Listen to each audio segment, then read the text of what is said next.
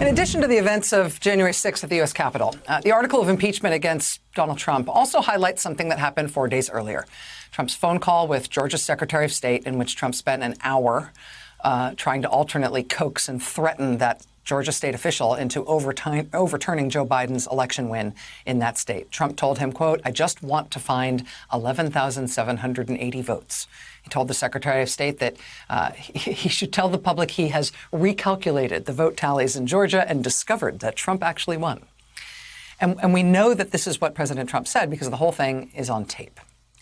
Well, now a Georgia state prosecutor, the district attorney in Fulton County, has opened a criminal investigation centered on that phone call. It's a crime in Georgia, potentially a felony to solicit someone to commit election fraud. But here's one other thing worth understanding about this.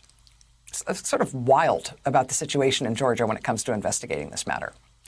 One of the reasons the Fulton County district attorney has decided that she should be the person to pursue this as a criminal investigation is that every other investigative agency in the state that could conceivably have jurisdiction over a crime like this, every other one is potentially compromised by being a witness to the crime.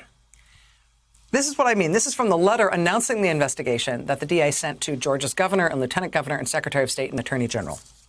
She says this, quote, "It has come to our attention via media reports that contacts were made by subjects of the investigation with other agencies that could be investigating this matter, including the Secretary of State, the Attorney General, and the U.S. Attorney's Office for the Northern District of Georgia. As such, this office, the Fulton County District Attorney's Office, is the one agency with jurisdiction that is not a witness to the conduct that is the subject of the investigation." I mean, legal terminology aside, this is how pervasive President Trump's pressure campaign to overturn the election was in Georgia. I mean, the Georgia Secretary of State's office has opened its own investigation into Trump's call, but that means investigators there are in the awkward position of investigating a phone call that involved their own boss and one of their coworkers. If they find anything criminal, they can refer it to the Attorney General's office. But guess what? Trump called and pressured the Attorney General, too. Well, how about the federal prosecutor there? Oh, right. Trump forced the U.S. attorney, the federal prosecutor, out of office for not pursuing his bogus voter fraud claims. And so the Fulton County District Attorney says she's going to have to be the one to figure out whether any crimes were committed here because she's the only relevant jurisdiction. She's the only office with relevant jurisdiction that wasn't actually implicated or targeted by this potential criminal. That district attorney's name is Fani Willis. She was elected last year after beating a 6-term incumbent DA who also happened to be her boss.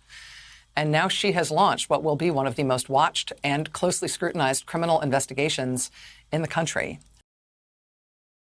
Hey, thanks for watching our YouTube channel. You should know that you can follow today's top stories and breaking news and catch up on your favorite MSNBC shows all in one place. Download the NBC News app today.